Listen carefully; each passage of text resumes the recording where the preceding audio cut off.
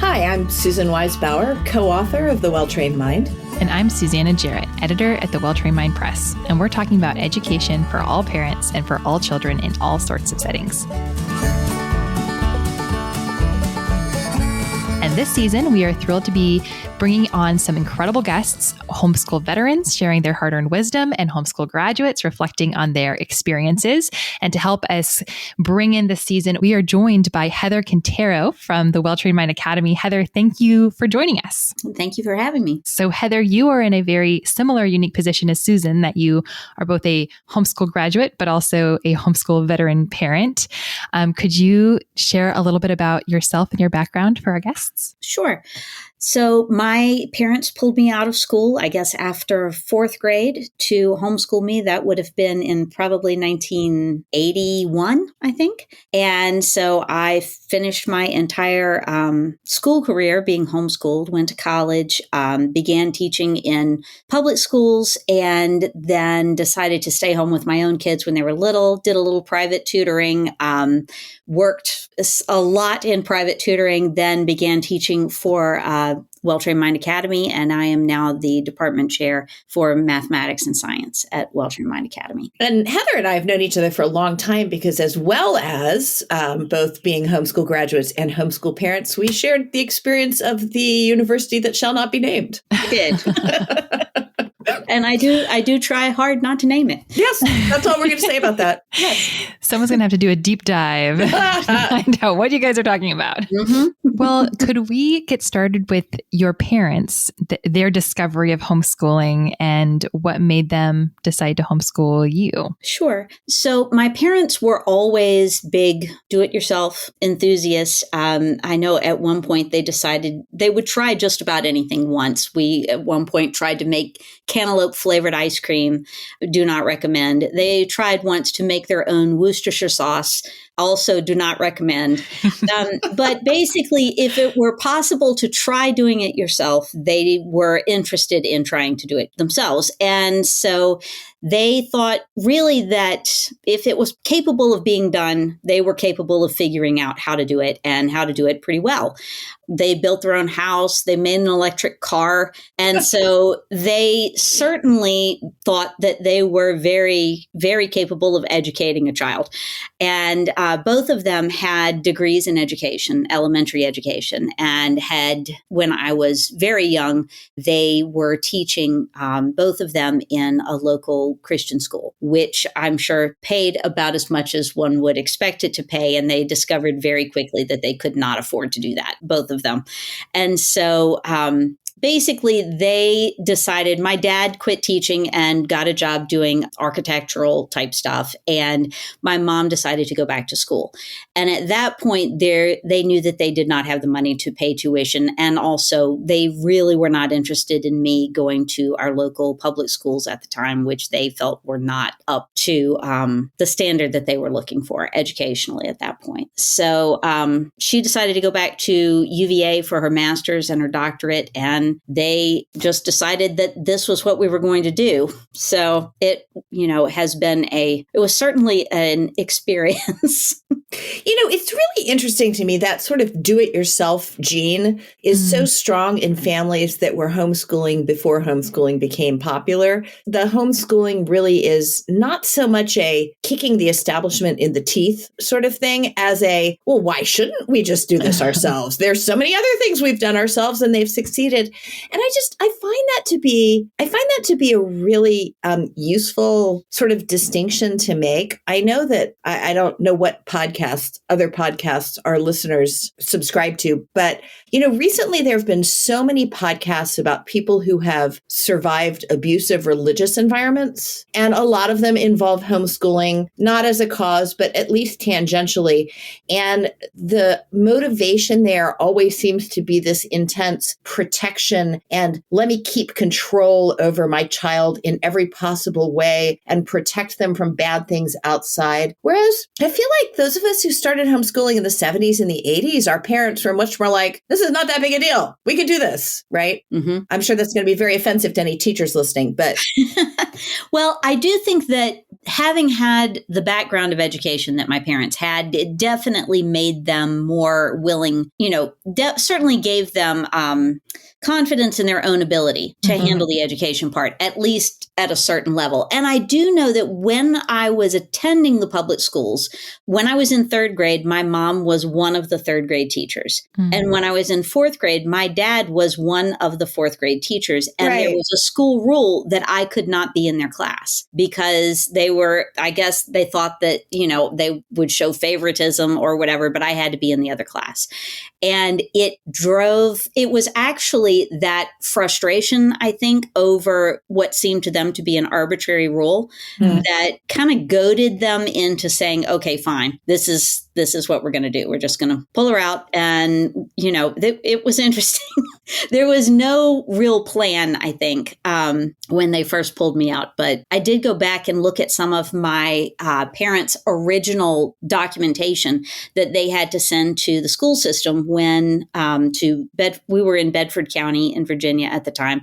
So they had to send it to the county school board office and say, this is what we are doing and this is what she's going to say. It was basically a description of curriculum, similar to what, parents can send in now if that's what they choose to do for their documentation, and yet much more detailed. So there was no real precedent. I think I was the first child in Bedford County to be homeschooled. So no one knew what to do with us. It was like, okay, I think I was listed with the homebound students at first. And they sent a visiting teacher to come and see me a couple of times. And then at that point, the visiting teacher was like, okay, this is pointless. There are kids that actually do need me to need me, right? Right. And you clearly do not. So, if you have run into any issues, let me know. But that I don't remember her coming more than once or twice. Right. And, basically at that point, I think it was honestly to just make sure that I was not being worked in a sweatshop or something. That's interesting. One of the commonalities that all three of us have is that, Susan, your mom had a background in education. My mom was trained as a classroom teacher. Heather, your mom and dad were trained as teachers. So I wonder if kind of in those earlier days that was common, that parents who tried this had some confidence based on the fact that they had that training and knew what was happening in classrooms to the extent that they felt like they could recreate what was necessary at home. Heather, you've described your homeschool experience as when it was barely legal. Do you as a kid have any, you mentioned a teacher coming to visit. Do you have any memories of what that was like for you being so kind of ahead of the game there? Yeah, I remember at least the first 2 or 3 years, we were somewhat under the radar and we were cautious about going out during school hours. We were too. Yep. Careful not to, really flaunt the fact, I guess, that I was not in school. I feel like that ended fairly quickly because people started to figure out who we were. And, we got a lot of questions. One of the things that my mom was very much wanting to do was keep me involved in the community. And the way that she handled that, I remember when I was in probably 5th grade, so very young, 10. It would have been the first year I was homeschooled. She told me I had to do some kind of volunteer work and that I could choose where I wanted to volunteer. And she gave me the option of volunteering at the newspaper office or volunteering at the public library. And so I chose, at the time, I think I had told her that I wanted to be a writer. So that was probably why she chose those two things. But I started volunteering at the library when I was 10, and I would go for 2 hours, 1 day a week, and I would sort Campbell's soup labels. Oh, I remember that. Yes. That's right. That was a whole library thing. Yes. People would collect Campbell's soup labels. And if you collected, I don't know, seemed like 1 million. If you collected 1 million. It was pretty close to 1 million, as I recall. You would mail these. You would pack them all up and you would mail them to Campbell's Soup Company. And then they would mail you back stuffed animals and books and things like that. It was a whole different experience. But it's funny. I still remember, I have a vivid memory of the smell of the glue on those soup labels. But it really got me out of the house, and, it exposed me to a lot of people, and I had a chance to really develop some long-term relationships that I have kept. So that was nice. Sort of the opposite of an isolating experience then, really. Yes, absolutely. Yep. Absolutely. Although I will say, as far as isolation goes, I am a pretty severe introvert anyway. Mm-hmm. And so I very much had the experience when I was younger of, the joke about, hello, fellow children, and how are you today?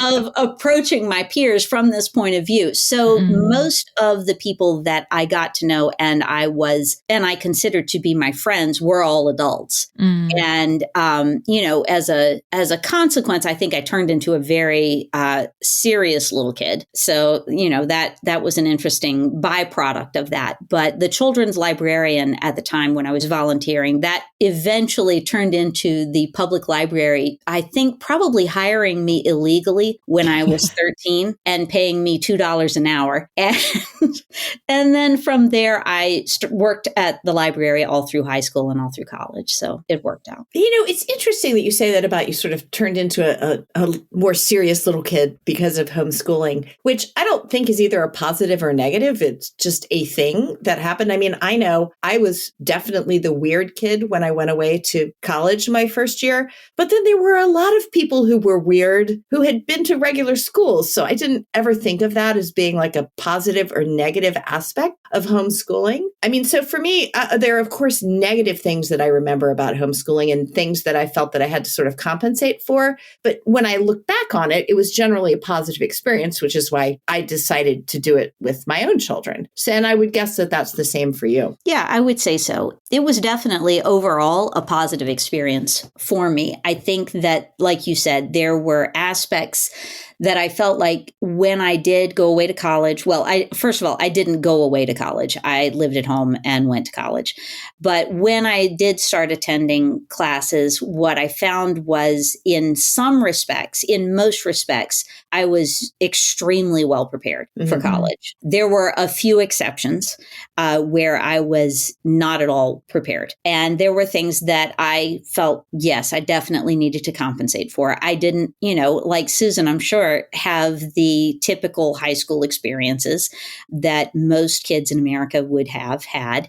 And so that does tend to make you sometimes feel like, I don't really have anything to talk about in this situation. If we're going to talk about what it was like going to high school football games or dances or something like that, it's like, okay, well, I don't know. So, that's not something that I can speak to. But I did have a lot of other experiences that were definitely not age typical that I would not give up because of homeschooling. And so it was a different experience, not necessarily, as you said, Susan, it wasn't bad or good. It just was different. It was just different. Although your parents were not math and science people, as you now are. Very true. Yes. I found that when I graduated from high school, I was extremely well read, I think. I had a pretty decent grasp of history. I had a passable knowledge of science, and I was woefully unprepared in math.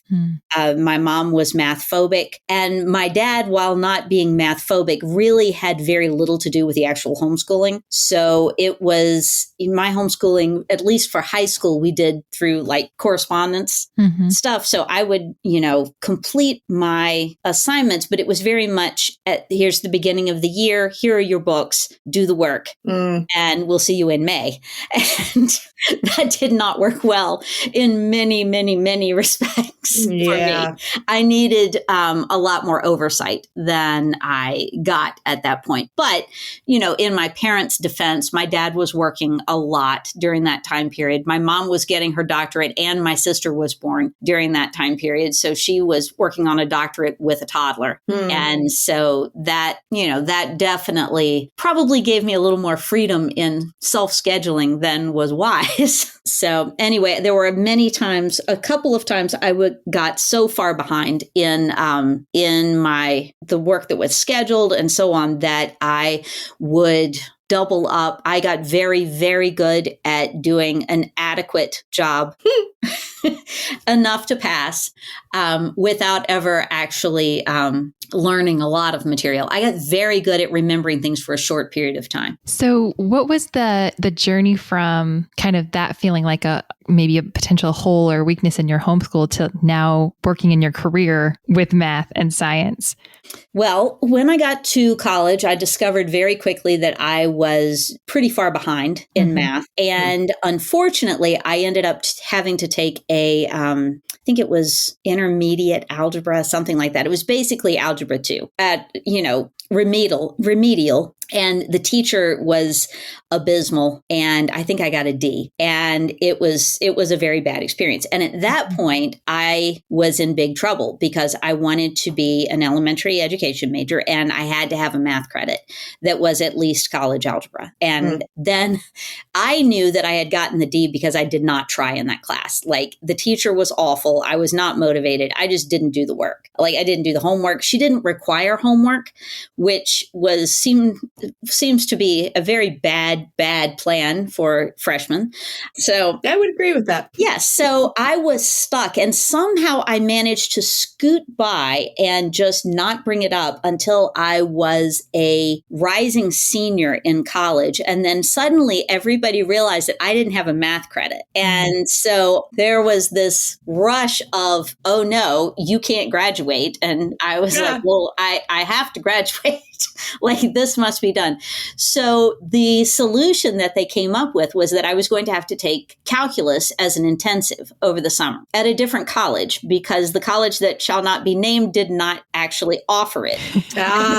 So I went to a local college and I took calculus as a summer intensive, and I fell in love with it. It was the coolest thing I had ever seen. And I sat there just stunned at how beautiful it was and how easy and obvious it was. And I sat there thinking for 3 weeks during that intensive of calculus, 8 hours a day for 3 weeks.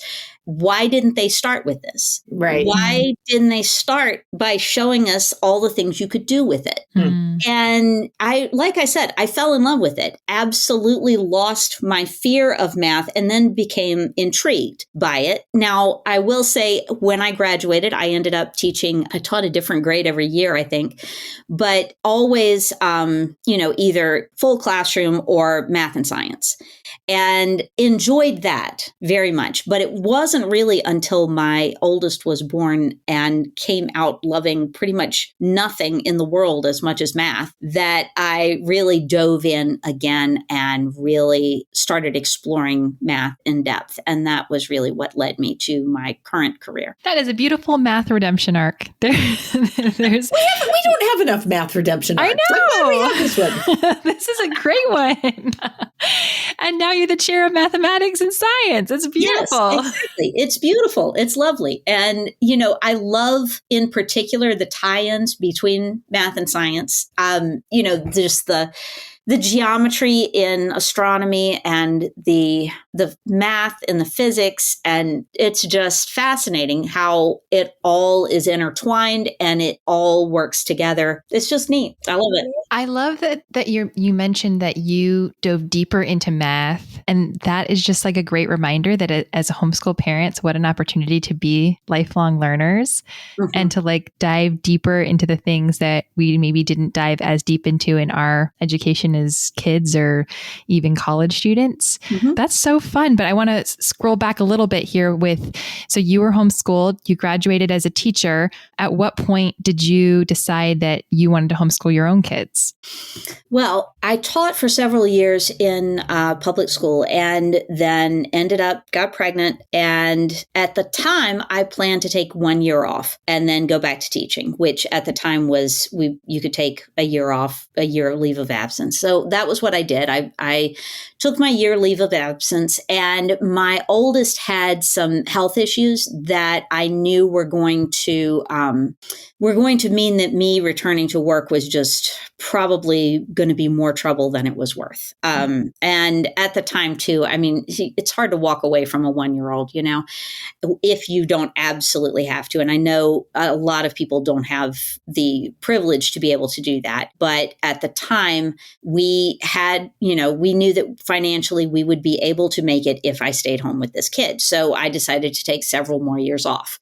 And during that period of time, it became really obvious that our oldest was not going to be a typical learner, doing long division in her head when at 4, but not reading independently until about 8.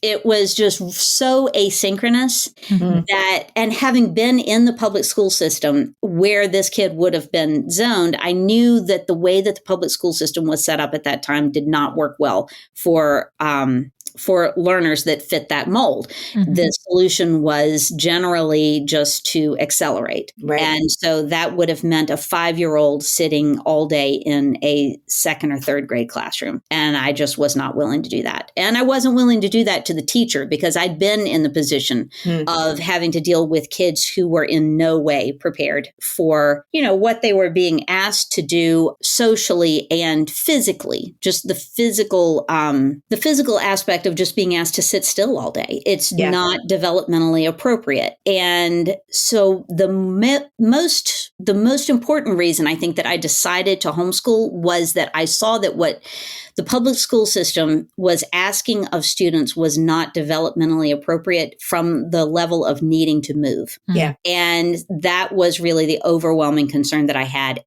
at that age was I didn't want a 5-year-old to be miserable all day. And I knew that given the way the public school system was moving at that time with the changeover to the SOL based learning and the focus on testing, that it was absolutely going that way. And from there, I looked at other private schools in the area. We toured a couple of private schools, but again, what I saw over and over again was a I hesitate to use the word ignorance, but kind of an ignorance of physical developmental needs of little kids, of needing to move. And, I remember touring a school when my oldest was getting ready to be kindergarten age, and we were watching a kindergarten classroom, and one of the kids was walking down the hall, trailing his fingers along the wall as he walked, just to feel the cinder block, the painted cinder block. And the teacher stopped the kid in the hallway and berated him for touching the wall while he was walking. And I thought, if you would do this with a bunch of parents touring and think that this was a good thing, what is happening in your classroom? I don't think I want my kid to find out.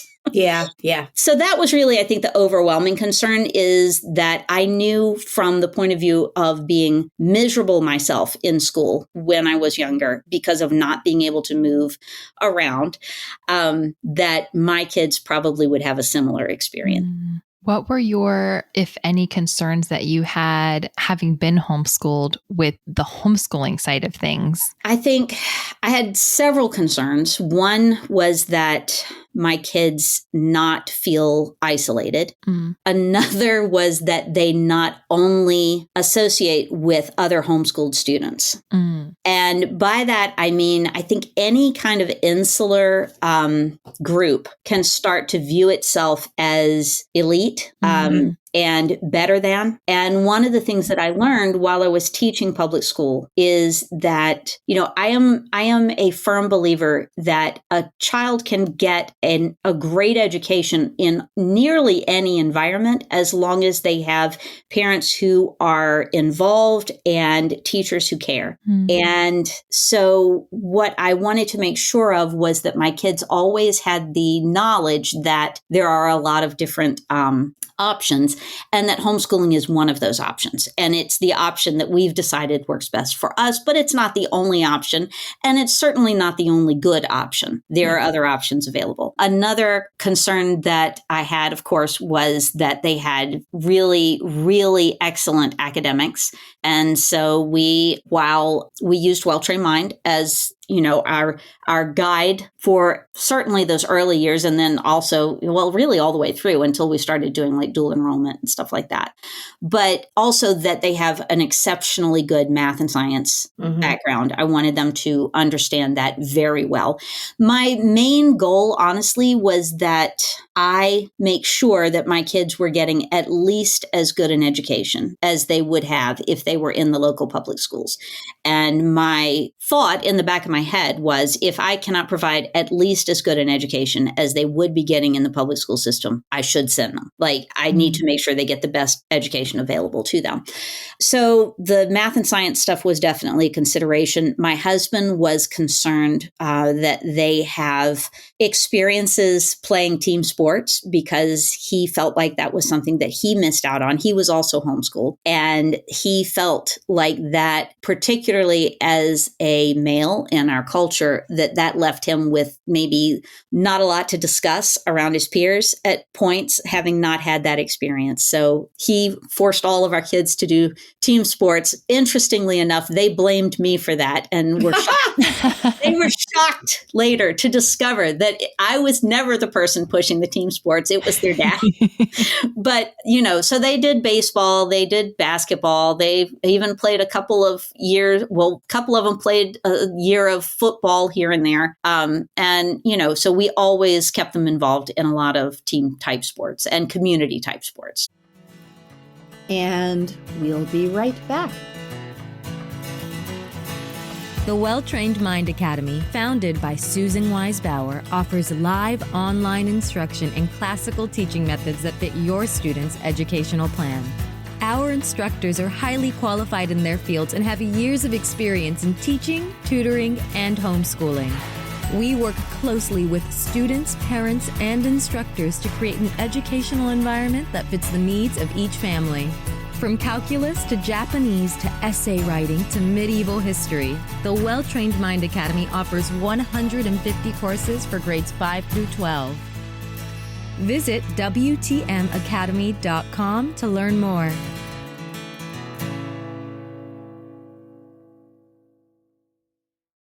So, Heather, I really love the pragmatism that's coming out here as you talk about this. I have to say, there's so much rhetoric surrounding homeschooling about like changing the next generation and making them all that they can be, like, where it's like the, homeschooling version of the military motto. And I love that you say that your goal was to get them at least as good as education as they were going to get in the public school, with the added advantages of it being age appropriate and they could get out and run. I mean, you and I both had small boys, and small boys need to move. They need to.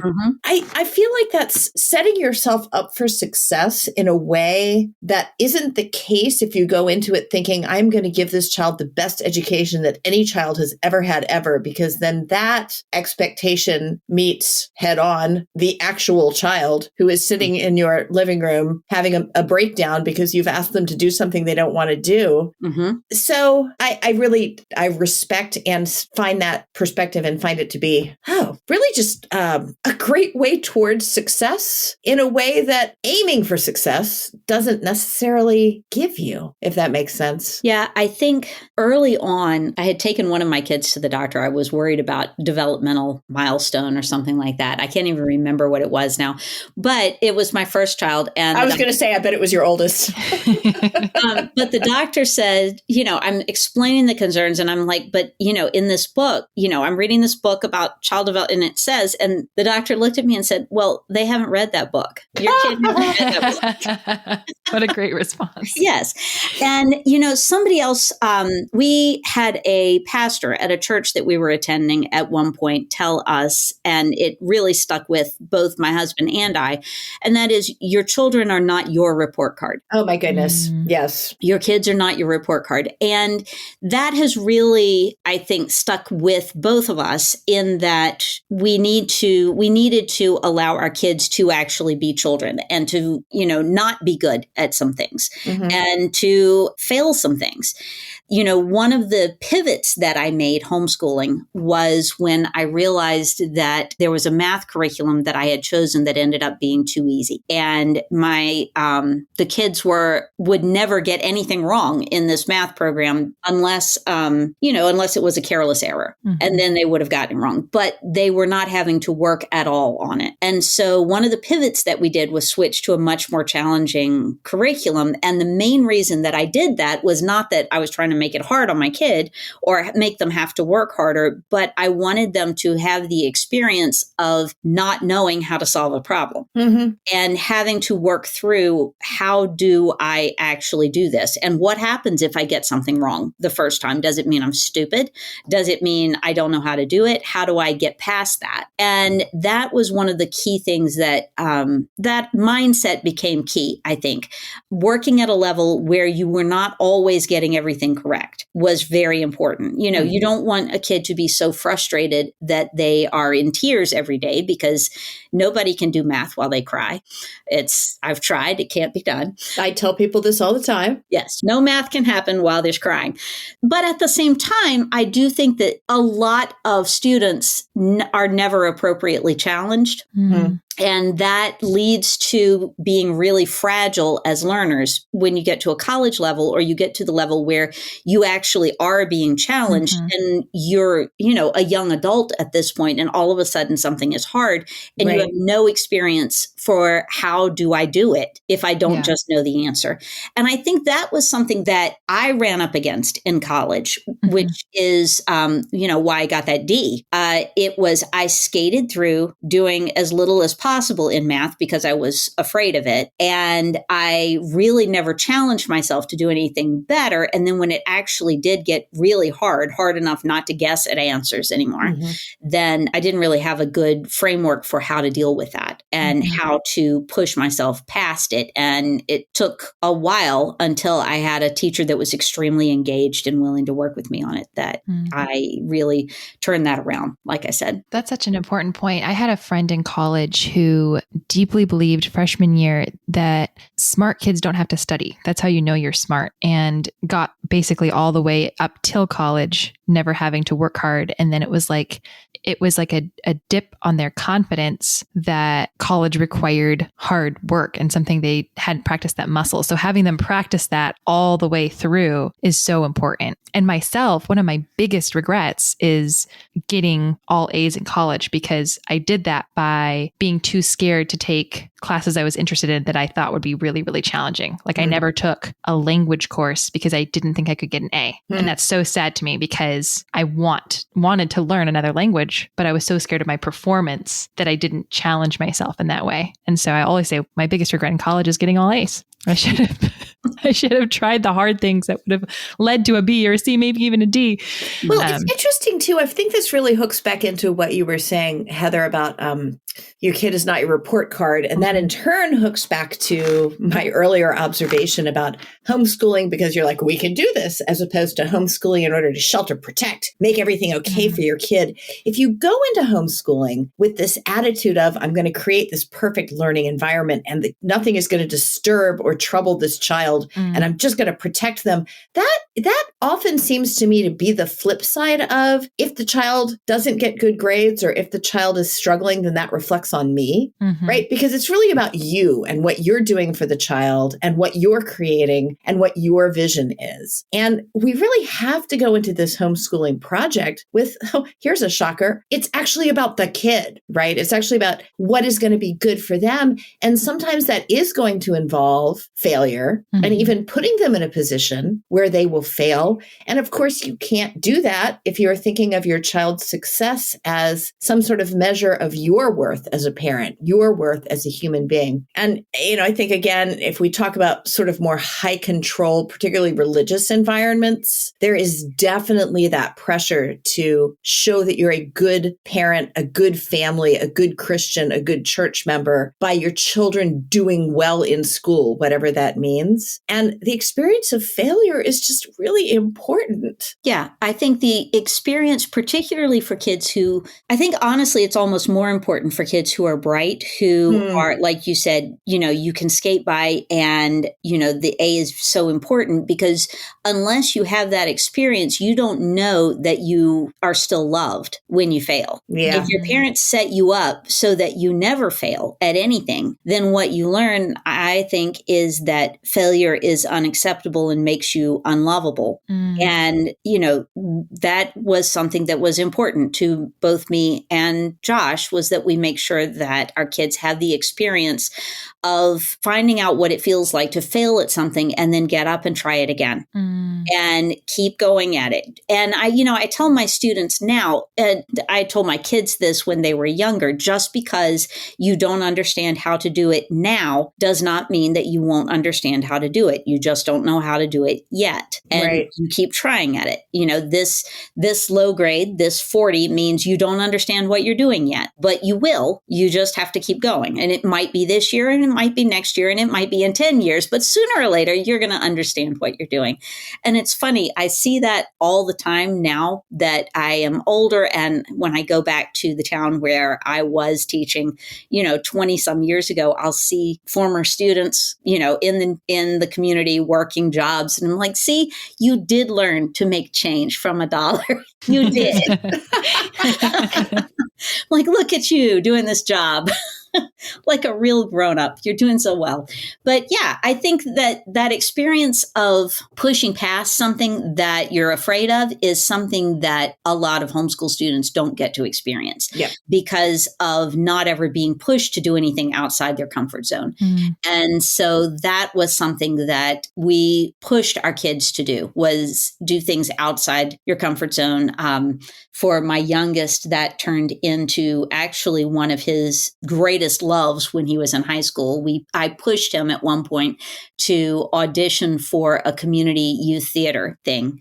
And he got a part and absolutely fell in love with the theater. And it turned into like the main activity that he did in high school, and absolutely loved it. But it was absolutely, I forced the kid to get out of the car. Right. And walked him in and said, okay, you're doing this. And so, having that experience of just having to do something you don't want to do and seeing that, okay, even when I do something, even if you hate it, you can do it for a short period of time and it'll be okay. And, that was something that I had a lot of fear of doing anything outside of my comfort zone as a middle and high school age student. Right. And even in college, I too kept myself from trying a lot of new things over fear of failing. And I think, with math, if I regret the fact that it took me such a long time to realize that math was beautiful, that I didn't get a degree in math, because I would have loved to have my degree in math. That would have been, I would love to just have the time and the time and the money, I guess, at this point, to go back and get an extra degree in math. But, I study on my own and, continue learning. And that was also a thing that I think was a primary goal of mine with education and educating my own kids, is that I wanted them to love learning. And that's something that I feel really good about having accomplished, because the three of them do love to learn new things. And I see that in everything that they do. They push themselves and they are well read, and they are, I'm very pleased with their education. So things, of course, also that I'm sure you would do differently if you could. Yes. What would those be? Oh, let's see. I would have pushed my oldest not as hard as I did academically. Oh, we all apologize to our oldest children. Sorry, Susanna, you will too. I probably will. Yes. The thing is, I hadn't realized at the time that just because the kid was capable of doing more, that they should do more at every moment of the day. Right. And so I regret I think my oldest grew up, actually, my oldest has expressed that, there was this air of, you are valuable because of what you can accomplish. Right. And I regret that very much. I wish I had done a better job of balancing academics with just just fun and saying, you know what, it really doesn't matter. Another thing that I very much regret is we had a death in the family when my kids were in elementary and early middle school, an unexpected death in the family. And I kept us working through that period. I mean, we had like a week off, but then we just kept going. And I deeply regret doing that. I wish I could have it. In retrospect, I should have just put everything away and said, let's go outside. Let's just go outside. And, for all the thinking of, well, it'll help to be on a schedule. This will help, we'll keep plugging away. I am certain that no meaningful learning happened in the year after that. Absolutely certain. Yep. Let's see. Other things I regret would be I regret not having my oldest two do a gap year or a gap 6 months. My youngest, we call this his origami rebellion. Tell us more. Yes. Intriguing. So when my youngest, who was very artistic, was I think he was about 13, which is the age for this. I suddenly realized, granted, I was working, I was distracted, but I suddenly realized it had been a while since I had checked up on what he was getting done in his classes, in his coursework. And so I was like, show me where you are. And I'm like, so he does. And I realized the kid has done nothing for months. I mean, he'd done math and he'd done a little bit of Latin, nothing else, no reading, no history, no nothing. So my husband and I sit him down and we are furious. And we're like, we want you to tell us right now, what have you been doing during the time that you have been supposed to be working on your schoolwork? And, we're sitting there, we're thinking that he's going to say, well, I've been playing video games. I've been, whatever, reading comic books, sneaking outside. The kid bursts into tears and says, origami.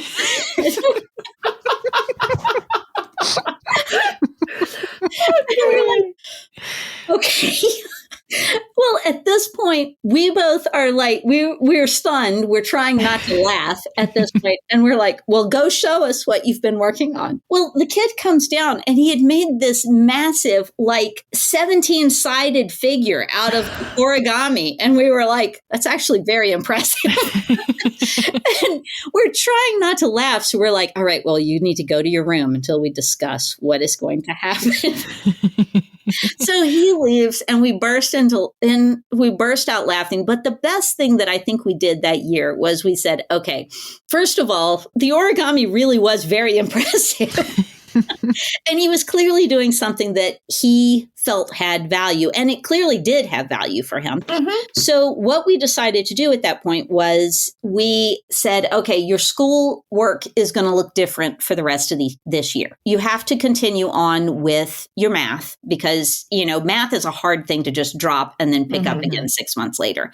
So we're like, okay, you've got to continue on with your math, and you have to, I think we said you have to read for at least 45 minutes a day, but you can choose what you read with approval. So, it doesn't have to be, yet another tale of King Arthur, which I think we were doing Middle Ages at the time. But then we also said, other than that, we want to see that you have spent at least 2 hours doing some sort of meaningful art or handicraft. And so that's what he did. He sketched, he built things, he did more origami, he did, he did woodworking projects. He learned how to make, he got a couple of woodworking books and things like that. He learned how to make all this stuff out of wood. I think he saved his money and bought a lathe. It was, he developed his own wood shop basically during that period of time. And then this would have been, I think, the tail end of either his 7th or 8th grade year. It was the last 6 months of that year. And then the following fall, I said, okay, are you ready to buckle down and actually work? Or do we need to keep doing this? And he said, no, I'm ready to get it done now. I'm ready to get it done. and jumped back in. And we never had another issue with him not doing his work. It was like he got it out of his system. He said, I remember him saying, no, I'm worried if I take more time off, I really would be behind and I don't want to be behind. It was like giving him that break led to him following through with the rest of his high school career with far less arguing and headache than we had with the two older kids. So I regret not actually giving the two older kids that opportunity to have that time where they were able to just do the things that interested them. Mm-hmm. Well, because we're always afraid that we're not keeping up. So we don't give them enough time to breathe, stop and breathe. Yes, very true. And I will say that having your oldest graduate and be accepted into the college of their choice makes you really just heave a sigh of relief and say, oh, okay, I didn't ruin that one, so the others will probably be okay too. Oh my goodness, Heather, I remember this when my oldest got into UVA, being like, in fact, he was my only one that applied to like 8 or 10 different colleges. And the only one he didn't get into was William and Mary, where I was currently on the faculty. So I've never understood that. But anyway, but he got all of these acceptance letters. And I just remember it was like this physical, like release of tension. I was like, oh, okay, it's going to be all right. I was like, oh, I did not ruin this child's life. Yes, thank exactly. God. I was not, it's like, I didn't think I did, but I wasn't sure. But I wasn't sure until now. Yes, I was not sure until now. But yes, when my oldest got accepted into Virginia Tech engineering as a freshman, it was like, I mean, that's not what ended up happening, but just the acceptance was like, okay, there we go. We have accomplished the thing. And now we can relax a bit and breathe a little easier. And, I guess it's true. This is true for all oldest children. And, they are the training child where, they train the parents what to expect. And then, the parents know what to do for the others. It's the lot in life. And as an oldest child, I can at least sympathize with my oldest. But my poor kid, oldest child raised by two oldest children. So it was intense. Well, I love what you're saying about being flexible with your kids and especially like just letting them take the lead with what they need versus focusing on what you needed to feel accomplished or whatever. Because I think, I'm trying to soak all this in as a mom of one child so far. I know I have to learn it for myself. That's probably inevitable, but I'm enjoying soaking all of this in. But before we go, because we're coming to the end of our time, my last question would be if you could give one piece of advice to a parent who's at the beginning of their homeschooling journey or just in the thick of it right now, what would that be? I think it would be to make sure that you are inspiring a love of learning. That should be your goal. You want your kid to enjoy learning. You want your kid to be able to go away from what you have done for them, for what you have taught them, and know that if they decide to take any of that knowledge and take it in and turn it into a career, that you've given them the background that they would need in order to be able to go further, that you've not left them at a dead end, I think,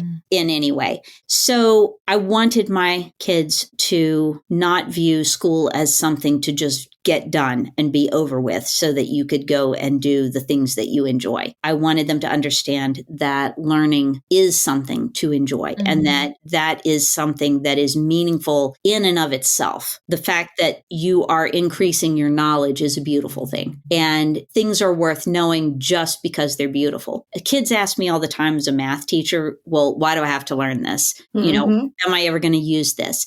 And that question frustrates me probably more than any other question that I get as a math teacher, because the point of learning it is because it's beautiful. That's really the only point in learning anything that you're not going to like actively, the point of learning, I guess, addition and subtraction. You could say, well, you want to balance your checkbook, don't you? You want to understand how to make change. This is very important. But in reality, the point of all learning is because it's beautiful. And so my thought would be to tell parents to focus on the beauty and the worthiness of learning for learning's sake, and not so much whether or not whatever fact it is or whatever skill you're learning is going to be, quote, useful useful to you in the future. So yeah, that, and nobody can learn while they're crying. So if your kid is crying, stop what you're doing. You've lost the beauty at that point. You've lost the beauty. It's no longer beautiful. It is only sadness and woe. So go outside, go find something beautiful. That, and check in with your kids weekly. Don't let them go months and have an origami rebellion. We've all done that, Heather.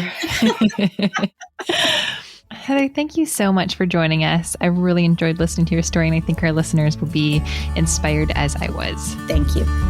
Thank you for listening to the Well-Trained Mind podcast. You can find Susan at facebook.com/susan.wise.bauer and Susanna on Instagram at hopintohomeschool.